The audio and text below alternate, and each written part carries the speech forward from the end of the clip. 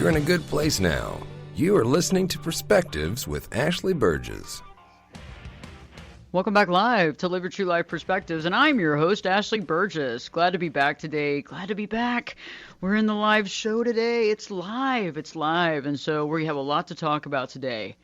I know that many of you, you've become aware of a lot of things in your life. You've actually become a little bit overwhelmed into certain aspects of your life. Some of you may have had some awakenings recently. Some of you may have some beautiful awakenings that have really come to pass, throughout all this situation here in 2020. Many of you have had some overwhelming awakenings, and some of you are having some rude awakenings. And so on today's show, we're going to be talking about those awakenings.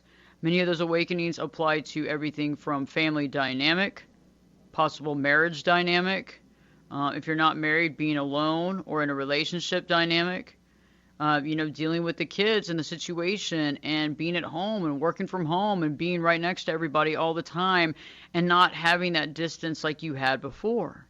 Many of you for the first time are working at home, for the very first time, working at home, doing your thing, and literally right next to everybody in your family. And you're starting to realize some things you've actually swept under the rug. Many of us are actually dealing with our feelings for the first time, but not knowing how to really deal with them, because a lot of these feelings we've pushed off because of work responsibilities, being unable to be there, constantly working, all those responsibilities that get in the way. Many of us are also becoming aware of maybe some self-medicating issues and some of the things that we've done that's just been, on autopilot. And right now, it's the time to begin to, unpack some of these things and deal with it. There's no judgment here on this show ever.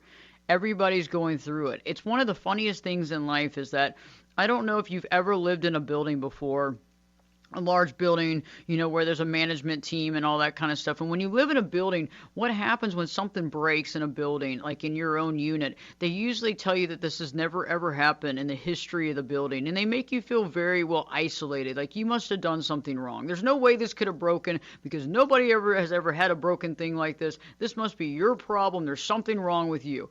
Well, it's very similar, the building situation, to our life, right?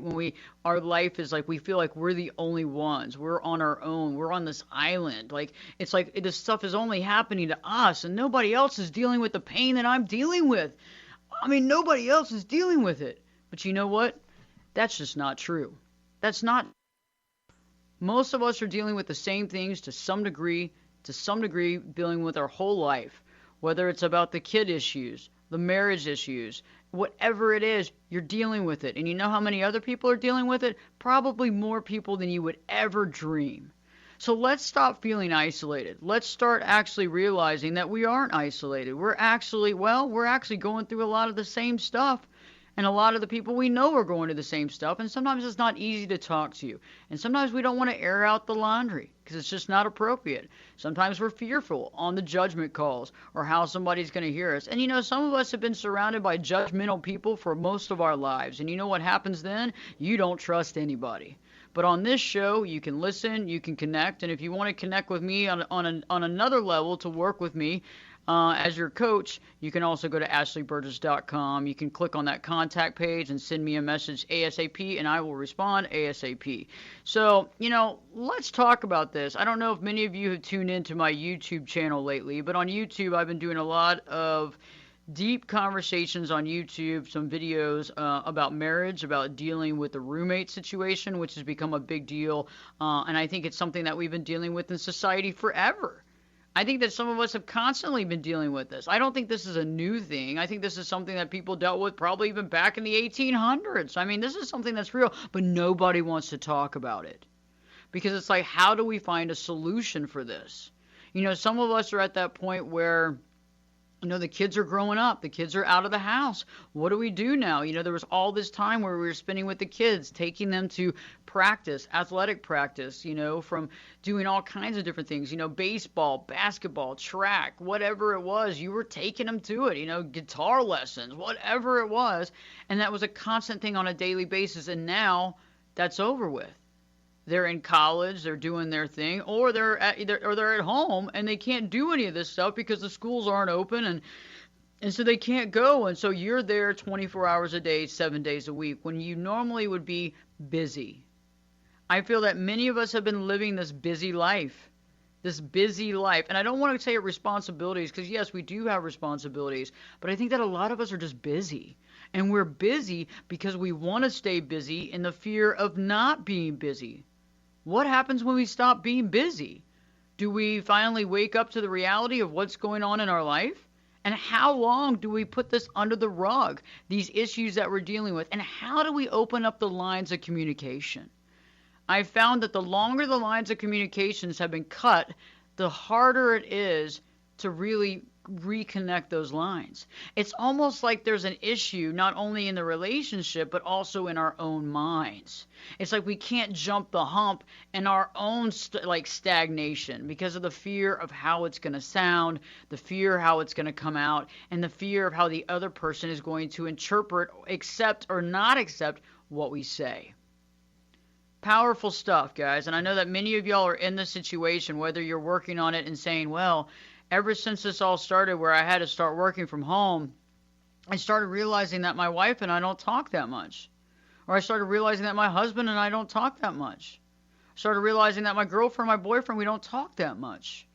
You start realizing that a lot of times, too, we get into these cycle patterns, right? Where, you're home, you get done working, like you would usually come home late from work, you would get there, you would have a drink, you would put some TV on, whatever, and you're doing that right now. You might be doing it earlier than normal. It might not be 7 o'clock or 8 o'clock. It might be 4:55, 5:01 in the PM. And you're realizing, you're like, golly, and you got this whole setup. You go home, you get into your own little thing, you got your TV on, and you realize that you haven't even been communicating at all. And when you do communicate, it's all surface. Oh, how was your day? Oh, how was your meeting? Oh, how are you feeling? But it's not any depth. Like the deep conversations that you had back in the beginning of the relationship, well, where did those go? Did those go to die? Or are they going to come back at some time? I know that many of you are saying, well, as far as romance or being connected or having some intimacy, that's really gone out the window too. And I don't even know how to get that back. How do you bring it up without upsetting somebody? Or how do you bring it up? And then how do you bring it up because you know that you got some hang-ups too? Takes two to tango. And then some of you just started getting quiet because things weren't happening at home. And you're like, well, I won't bring it up because it'll get better. I know that many people have been dealing with the fact that their spouse or significant other has gone through some changes.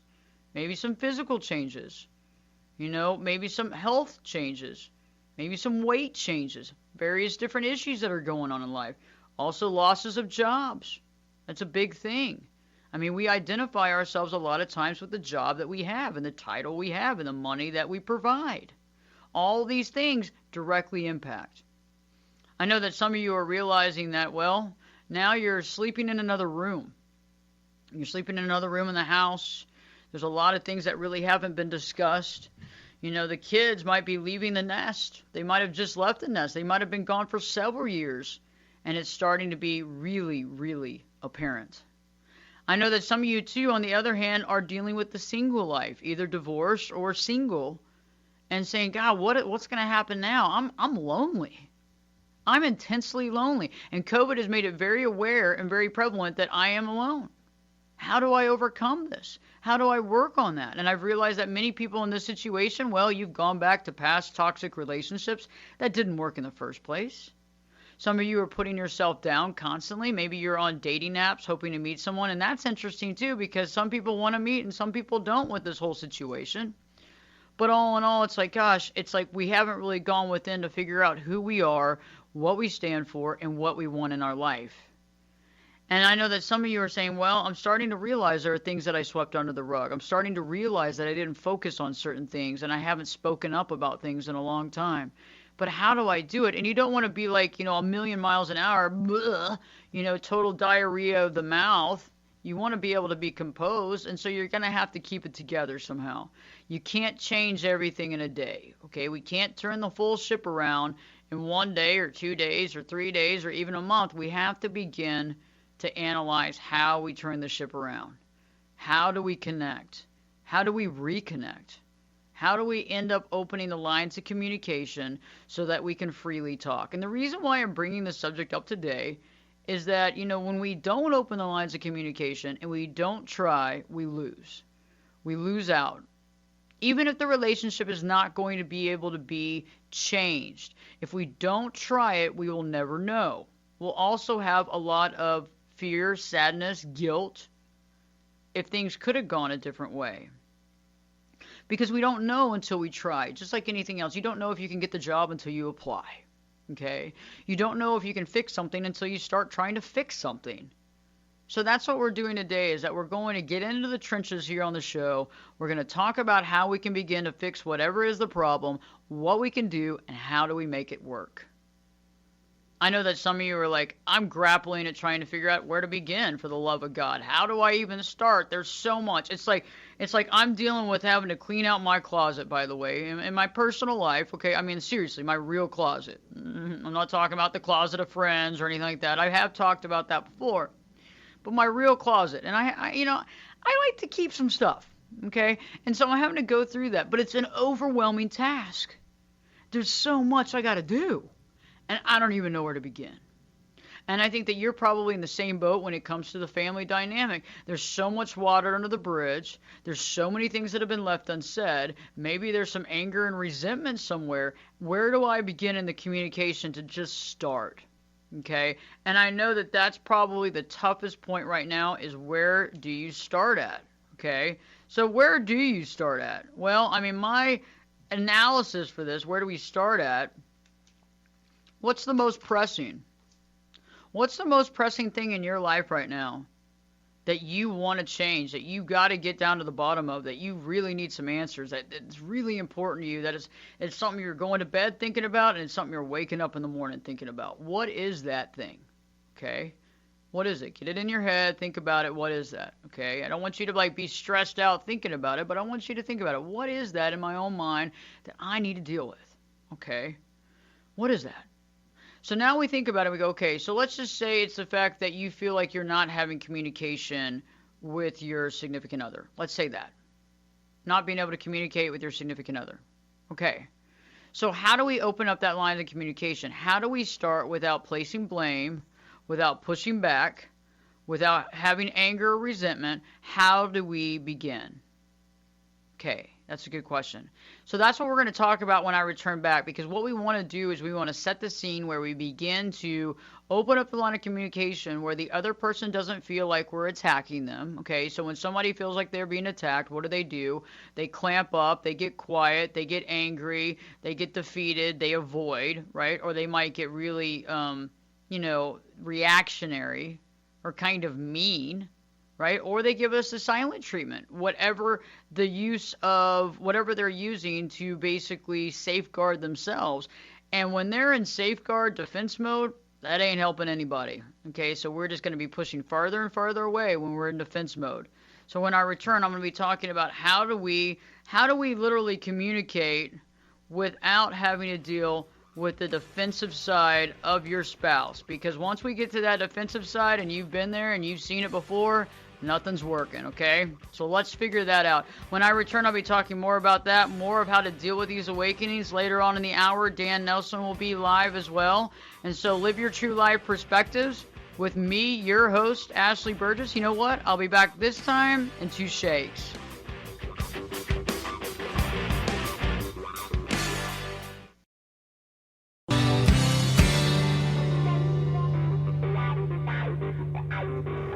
Get in here.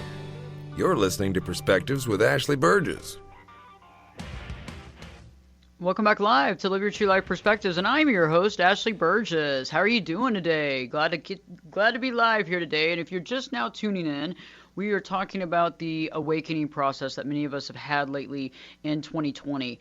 Many of us are now working from home. We're starting to realize situations in our marriage. We're starting to realize situations in our life. There's a lot of things that are happening. And right before the break, I was talking about, a lot of us are dealing with not being able to communicate with who we call our spouse. Okay? We're not able to communicate with the person that we call our spouse, and it's becoming overwhelming. And that might be the thing that you're going to bed thinking and the thing that you're waking up struggling with. And so the first thing that I advise everybody to do, first off, is that we have to realize from where we are coming from. Okay, the first thing that we have to do before we try to communicate and before we try to talk to that other person and try to, hash it out is that we have to realize what program we're running on. What is our program? And what I mean by that is we're all running on some sort of program, whether it's a codependent type program, right, where we're kind of codependently involved in the relationship, whether it's a fear program, okay, whether it's a victim program, whether it's the martyr program, whether it's the I don't care program, whether it's whatever it is, we're running on some sort of program, and that's actually interfacing with the other person's program. What is the program that the other person is interfacing with? And when we're interfacing with these programs, what's happening is the fact that we interface with their program. It's not us two humans coming together and having this great talk, right? It's like, let's say, for example, and I'll use this example. Let's say, like, you seem to be more codependent in the relationship. And, when somebody, when they change or when they act differently, it hurts you. And each time they change, it's like this big atmospheric change. And it's like, oh God, now they're being mean to me, or now they're being, and so you're really taking it really personally because you're extremely codependent. And maybe the other person is coming from this other program, right? Maybe a program of, there's a fear of abandonment program, and they're constantly feeling abandoned. And so the things that you're doing to them is triggering them, and the things that they're doing to you is triggering you. And so it's not necessarily the two people coming together, it's the two people's programs trying to interface together, and it's not interfacing properly. And so the first thing I want you to ask yourself is like, where am I coming from this relationship? Where am I? Where am I at? How do I feel about this relationship? Am I really on edge when it comes to my partner, or do I feel like more standoffish? Do I feel like I don't even know where to begin, or do I feel like I gotta solve this now? I gotta figure this now. And so really being able to analyze, where are your emotions, where are your feelings, and where are your thoughts before we go into beginning the communication. Because we have to start the communication somehow. And let me really give a big caveat to this. When we start opening the lines of communication, it's not going to be great. It's not going to be awesome. I mean, it might be for some of you, and some of you might have just lucked out, okay? But for some of us, it's going to be like we're hacking away at like a big piece of ice, and you're just going to hack, and eventually you're going to get through it. But in the beginning, we're just trying everything, and we're going to figure exactly what we need to do, and we're going to open it up, right? That's the only way to do it. We can't want this fast track. Oh, yeah, by the end of the night, we're going to, by the end of today, we're going to be out at dinner and having a blast, and it's going to be like nothing in the last 6 years had ever happened. Or we're going to walk through the last 6 years and we're going to let it all go. Okay, that's not going to happen. But what I am going to say is that in order to understand how to begin to communicate and communicate in a calm way, we have to be able to analyze from whence we came. Where are we coming from? Okay, where are we coming from, and what is our intent of having this communication? What are we wanting from the other person when we open up the lines of communication? What are we looking for? So when I'm going to return, I'm going to offer ways of communication, how we have to set the scene, right? How you bring in your spouse, or, how you start it, making changes to the programs that many of us are running on. Many of us are running on these old school programs. We got to make some changes. We got to start somewhere. If we start, we be the leader in our own household. And you know what? We'll get them to want to start too, because they're going to realize something's changing within us, okay? Live Your True Life Perspectives with me, your host, Ashley Burgess. We'll be back this time in 2 shakes.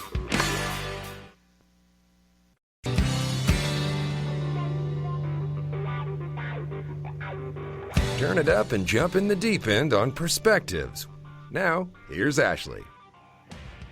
Welcome back live to Live Your True Life Perspectives, and I'm your host, Ashley Burgess. Glad to be back here live today, and today we're talking about the awakenings that many of us are having right now with this year.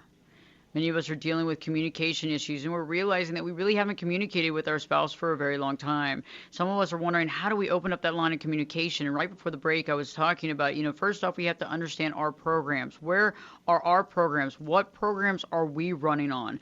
And once we begin to open up the line of communication with our spouse, with our girlfriend, with our boyfriend, with our significant other, we have to accept the fact that one, not everything's going to get solved in a day. It's just not going to happen. We also have to be able to remain calm, Okay, and I think one of the things that gets to many of us is that we have to be aware of us trying to prove our value to someone else.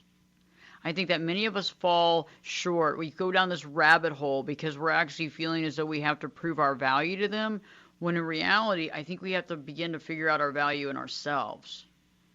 And so I want us to take that off the table. So that's something that we really want to work on independently, right? Because there's things that we have to work on independently. When I talk to, folks, I say, hey, we can work together, but both of you have programs too that we have to overcome and figure out where they began. Where did that come from? Where did that fear of being honest come from? Where did that fear of exposing one's real feelings come from? We have to get into that, because if we're safeguarding and we're holding back from all these things all the time, our spouse is going to feel like we're holding back from them, and it's going to be obvious, and they're going to think that it's actually a personal thing instead of something that you've been dealing with for a lifetime. And some of these aha moments we have to just have, because otherwise, if we don't have these aha moments eventually and expose ourselves in a safe way, in an appropriate, vulnerable way, we will have regret later on down the road. Because, if we don't say how we feel at some point and we never bring it up and we don't say it and reveal it, we will always wonder what would have happened if we would have just been vulnerable enough to speak our truth. I think that many of us create these walls around people, especially when you've been married for a long period of time. It's harder to communicate. And I think there's a level of respect. And I think that sometimes that level of respect and admiration gets in the way of just being able to communicate. I mean, some of you are able to tell your friends absolute everything, but when you go home to your spouse, you can't. Why is that? Was it always like that, or has it changed over time? Now, if it's always been like that, where are we missing the boat at? Where is the disconnect? It's probably not just all you. It's also probably in the way that you feel from your spouse and how they're responding to you. So when we begin to open up the lines of communication, I want us to start being calm. I want us to start it with a calm sense of calm, just being calm. And that means that, we have to get some stress out. So, probably before beginning these conversations, you probably need to go get some exercise and really just get calm. Because it's not all going to be solved overnight. We have to realize that there might not be a solution this particular day. And we have to set the scene by stopping these programs. So a lot of times we're running on these mental, emotional, spiritual type or non-spiritual type programs, non-spiritual or not. There's something affecting us from being able to connect with that. But also many of us are running on programs where we do the same thing every day. So, if we're turning on the TV and going into another room and making a drink, we probably need to slow that down. We probably need to stop doing that if we want to try to open up the lines of communication, because that's been the coping mechanism not to communicate. That's been the anti-communication coping mechanism, because you feel as though what you're going to say is going to fall on deaf ears. So what do? You isolate, you go in the other room, you have a drink, you turn on a TV so you don't have to communicate. And so these are some of the things that we're going to have to let go of. And it's going to feel very weird. Feel like fish out of water, because we're going to be doing things that we haven't done in a long time. Okay, and this is just the beginning. If you can begin to do this, you can change anything. But it's got to start this way. You can't move mountains in one day. I've worked with folks where they say, well, I'm trying to do everything. I go, hold up. You've been married for 25, 30 years. We can't do everything right now. We've got to slowly integrate and start opening up the lines of communication so the other person feels calm and able to receive what you have to say. Another thing, too, is that I don't want you to run the conversation. You don't have to hold court. It needs to be mutual. And if the other person's not talking, okay, maybe it's, you try it another day. But one of the things is that we want to make sure that we don't tell the other person that they're our problem. Okay? Because it does take two to tango. There really is nobody in our way in life except for ourselves. I did a interesting blog and a video on a recent song that I like from Calvin Harris, where it's like, in my way. And it's about this person that's supposedly in his way, but this person is actually, is actually a digitally created person, so there really is nobody in his way. It's all an illusion. And so most of all of our communication issues are based on our inability to communicate, or our inability to see our value to communicate. And it's interesting how our spouse or significant other can mirror our insecurities or mirror our issues in a totally opposite way. And let me give that example real quick. So let's say that both of you have issues with abandonment. The first person doesn't like to be abandoned and is very codependent in nature, and smothers the other person. The other person feels smothered by them, okay? And then the other person, though, doesn't want to be abandoned either, but their kind of thought process, because of their historical record, is, well, I'm going to leave before I get abandoned. Okay, I'm going to cut off my emotional ties before I get hurt. So you have one person trying to cling and one person trying to get away. You see what I'm saying? That's where a lot of us are falling into this trap. And that trap is causing a lot of pain because the communication breakdown. The more the other person tries to get closer, the other person feels like they're being smothered. So how do you break that cycle? How do you overcome that? Well, you have to begin to understand that both of you have the same drive, but you have to understand the difference in that drive. So you have to understand how to play to that. So you can't smother. You got to be there, but you got to have a little bit of distance, and you got to play it just right. And I'm not talking about manipulation. I'm talking about if the person feels smothered, you don't want to smother them anymore. You need to play into how do they feel and try to figure out how they can feel loved and not smothered. You know, right now I want to talk a little bit, and we'll talk more about this at the end of the show, right after Dan's segment. But right now I want to talk about the historical perspective. You know, we talk about perspective here on the show. That's why the name of the show is Live Your True Life Perspectives.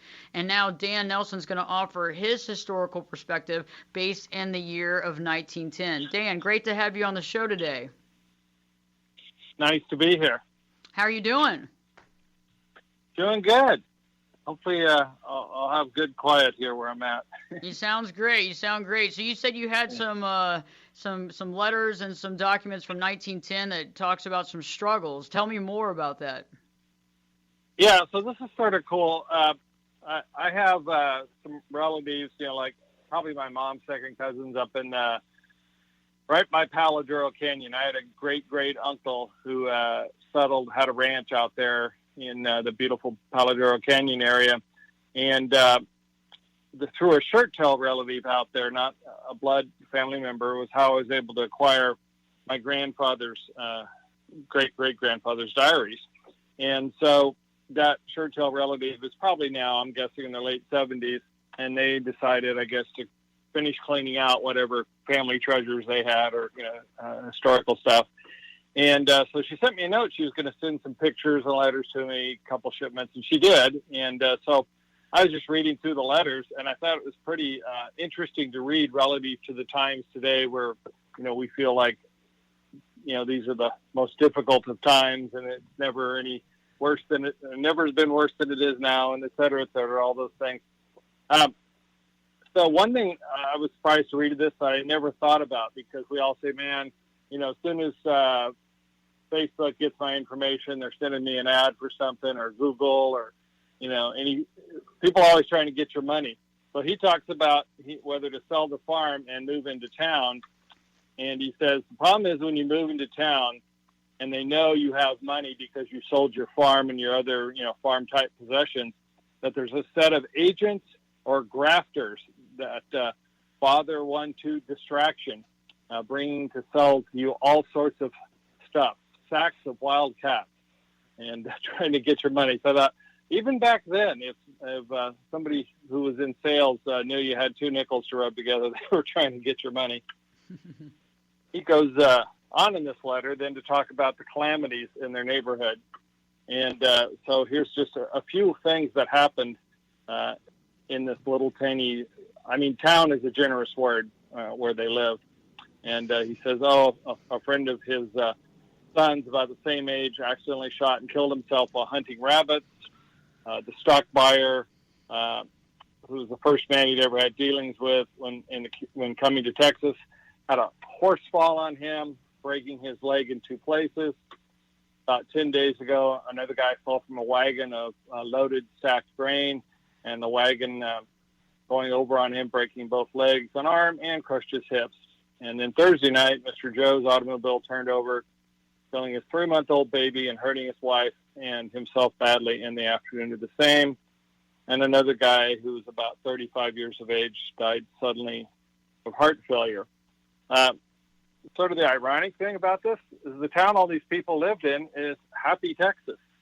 So wasn't too happy right then. Yeah. He even goes on to talk a little bit about the family horse, and somebody's saying it's worth $200 and sell it. And the reason how he made it sound like a family horse is he said, well, with this horse, if a child falls out of the buggy, he would stop. So apparently that's how you judge whether you had a good horse or not, to pull the family buggy. And then just one other letter here that I thought was interesting. So he's writing again to his father up in Kansas, and he says, we have nothing to complain of in the way of health, but at present we are put to a little inconvenience by the house burning down yesterday. We had all gone away except the daughter. Yeah, it's just the house burned down yesterday. Now think how whiny we would all be if the house burned down yesterday. We probably wouldn't be writing letters to anybody. But, it wasn't like you could go on social media and share pictures or anything like that. But it goes on to tell, the ordeal of the fire and getting some of the clothing they got, the daughter that was home got out of the house and things like that. And then it talks about the fact that they're going to go into town and they have to buy clothes because all their clothes got burned up, but they had a few clothes, and it says we've got a home to stay in. Some friends about 15 miles away at a furnished home they're going to let them stay in while they rebuild or whatever. But he says, we're going to be going to Amarillo tomorrow to get us a new outfit of clothes. And I will wear the best I've got from now on, basically saying that if there's another fire, you want to have your best clothes on because you won't lose those. And he says, I am satisfied that Mother had more clothes for me the day I was born than I have today. So I thought that was a little bit of humor after dealing with such a difficult situation. What a challenge. Oh, my gosh. Yeah. So it just gives you some perspective, how in sort of a nonchalant way they dealt with the difficulties of the times. Not like every letter had all those abundant amount of bad things happen, but that was a relatively small area that, all those series of unfortunate events occurred. So it does give you a different perspective. It could be even a little bit of settling to hear it because it's like, you know what? They all lived, other than those people that, the one person that passed away, the rest of them all lived long lives and raised a bunch of children and, they went on and did the same. And, sort of the life goes on and they had enjoyable, successful lives. So we can too. We just have to make more of an effort. So the great thing is nowadays, back then your support network was your family. Nowadays you may not have your family support network, but you've got a different support network, including, like calling into this show and reading books that are talked about in this show and things that can sort of help you get your life going the right way, help your perspective. I love what you shared, Dan, because I know that a lot of us have been going through challenges and changes in our life. This has been a really, tough year for a lot of people. And, I think it's interesting, like all these people went through all this chaos and pain and agony in Happy, Texas, of all things. But, it does put it in perspective. And, if we feel like our lives are tough right now, people had tough lives then, probably a little tougher to some degree. But at least it puts it in perspective, I feel. Yeah, it does. It gives you a different way to look at it because, we tend to think that how it is now is as hard as it's ever been and ever could be. And it's just all a matter of your perspective, what you're looking at. A lot of unfortunate things happening, over the last, 8 months with COVID and all, but a lot of good things happening too. And we tend to take our eye off the ball on the good things because it's so easy to get caught up in the difficult things. You're right about that. It's like getting perspective back, like being able to have clarity, even though all this stuff is going on around us, refocusing our life on what's important. Yep, I agree. Great to have you on, Dan. I look forward to our learning experience and our historical perspective next week, and I'm looking forward to the stories that you'll have for us. I'll be collecting those pretty quick here. It's sort of nice, though, to have some good stories just show up in the mail. Didn't have to dig for those. So. That's awesome. That's awesome, Dan. Thank you so much. And if you get more information on Dan, definitely you can. We have all the information that'll be here in. Dan, what's your website again? It's www.dancestorsgenealogy.com. Dancestors, like the word ancestors. DancestorsGenealogy.com. Dan, great to see you. I'll see you next week. And when we return, we'll be talking more about communication style, what you can do, how you can bridge the communication gap, what you can do right now to make changes to your situation, not sweeping under the rug and opening that line of communication. Live your true life perspectives with your host, me, Ashley Burgess, will be back in. I'll be back this time in 2 shakes.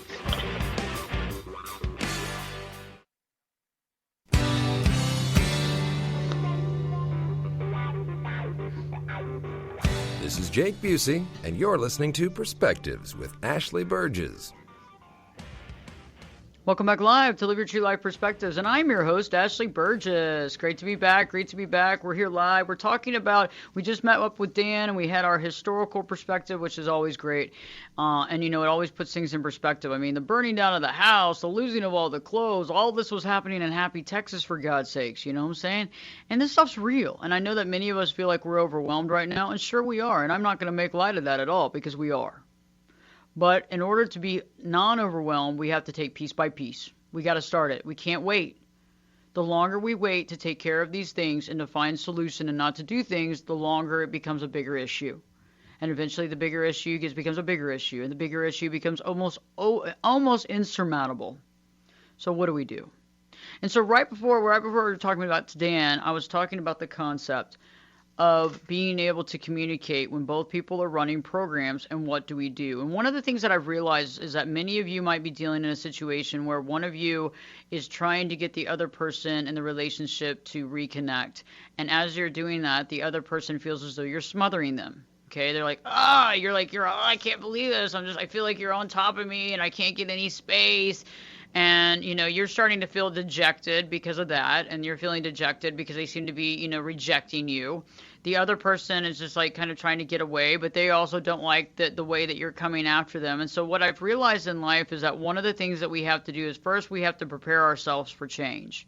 And that means that some of us need to take care of our health. We need to take care of our bodies. We need to take care of our mind. And we need to start putting some energy into that, because the more we're happy and at peace and calm and self-aware and care about ourselves, the more the other person's going to feel the same too.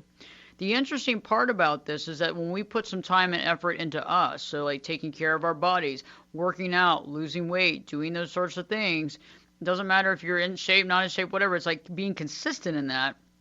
And doing that for the right reasons, okay? And the right reasons mean I care about my body, I want to live as long as I possibly can, I want to do the best I can, and I want to show myself love. I want to show myself unconditional love. And that starts with self-awareness. And in order to have self-awareness, we have to understand our internal dialogue, because our internal dialogue is what's getting in the way of us in our relationship. It's what's creating barriers in our relationship. It's what's creating these barriers to communication and this fear of communicating. And it's also what's creating our self-sabotaging behavior in our life. We are sabotaging ourselves constantly.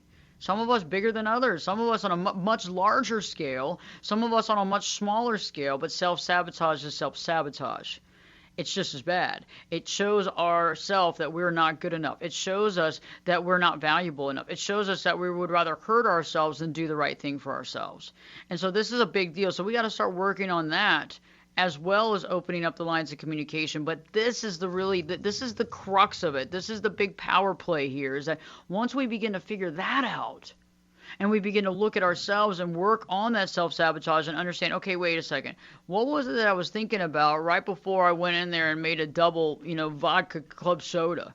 What was it that I was, what did I think about right before I made, a double sandwich? And sat there and ate the sandwich and watched a movie that I don't need to be watching. What is it that I was thinking about?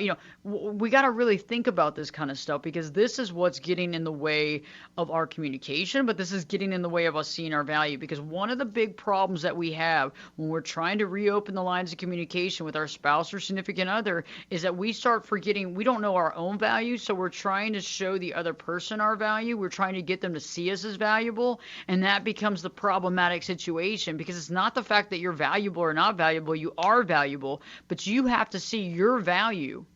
And you have to see it clearly. And it's not a narcissistic thing. I'm not trying to get everybody to be a narcissist. And it's not what I'm training here. It's not the MPD training session, right? I'm trying to get you to be able to see your value unconditionally, not based on condition that you were raised at when you were growing up. Because see, that's the key, is that's the conditional love practice. That's the thing. That's the deal that a lot of us have been dealing with. That's the thing that a lot of us have been associated with. And even after the show, I'm going to stay on live here on the social medias after the show to give more information. So stick with me. So we're going to be talking more about this when we get off the air. But as far as we'll be back on live air next Saturday, every Saturday on USA Radio Networks. You can get the show. You can actually call about the show. You can actually check out my website, ashleyburgess.com. If you'd like to hire me to work with you. Also, don't forget we have a YouTube channel. New content up every single week. Just put up a new video a couple of days ago on BPD and understanding purpose. In a few days, we will put up another video about understanding our self-dialogue and understanding how that creates self-sabotaging behavior. Looking forward to next week's show. We'll be talking about some great stuff that'll illuminate the mind and open up our senses. So we have a great show for you next. Don't forget a great show with Dan today, and live your true life perspectives with me, your host, Ashley Burgess. Will be back in. I'll be back this time in 3 shakes.